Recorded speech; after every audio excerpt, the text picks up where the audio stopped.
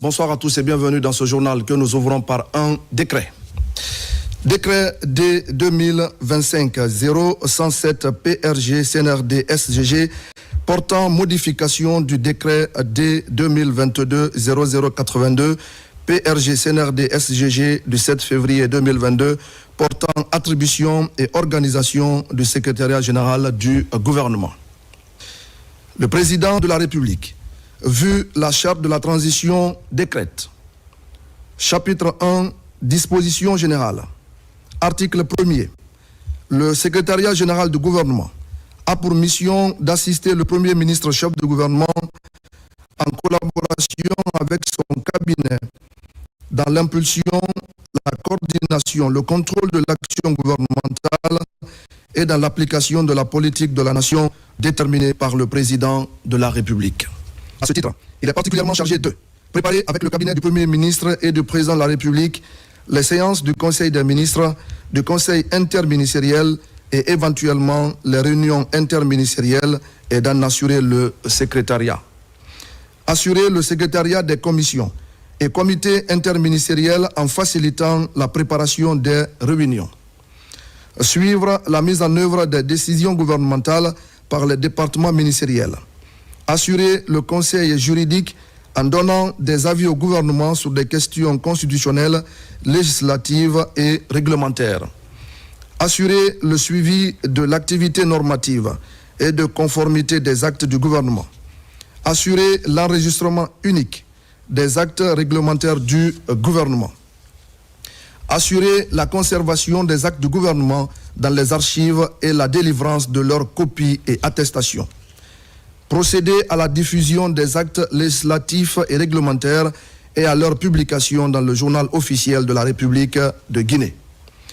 Assurer la liaison administrative entre le gouvernement et les institutions de la République. Organiser et optimiser des procédures de travail gouvernemental afin d'améliorer la coordination administrative. Assurer la conduite de la modernisation du travail gouvernemental. Contribuer à la gestion de la base de données des hauts cadres de l'État. Contribuer au renforcement des capacités professionnelles des hauts cadres de l'État. Assurer la gestion et la distribution du courrier du gouvernement ainsi que le service d'intendance au profit des membres du gouvernement. Assurer les passations de services entre les hauts cadres de l'État, leur installation ainsi que la mise à leur disposition des outils de travail nécessaires. Gérer, en qualité d'unique autorité contractante de l'État, les documents, titres et valeurs sécurisées de l'État. Prendre en compte la dimension environnementale dans les programmes et projets du département. Promouvoir le genre et l'équité dans les activités du département. Chapitre 11, organisation. Article 2. Le secrétariat général du gouvernement est dirigé par le ministre secrétaire du gouvernement qui en est l'ordonnateur principal. Il est assisté d'un secrétaire général adjoint nommé par décret. Article 3. Pour accomplir sa mission, le secrétariat général du gouvernement comprend un cabinet, des directions nationales, des services d'appui, des services rattachés, des organismes publics autonomes, des programmes et projets publics, un organe consultatif. Article 4. Le cabinet du ministre secrétaire général du gouvernement comprend un chef de cabinet, un conseiller principal, un conseiller juridique, un conseiller économique et social, un conseiller chargé des relations avec les institutions constitutionnelles, un conseiller chargé de mission, un attaché de cabinet. Article 5.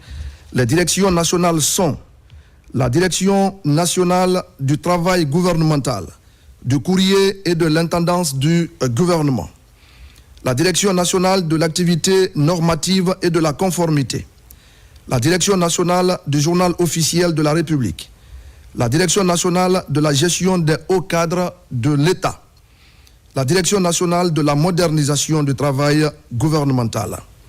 Article 6.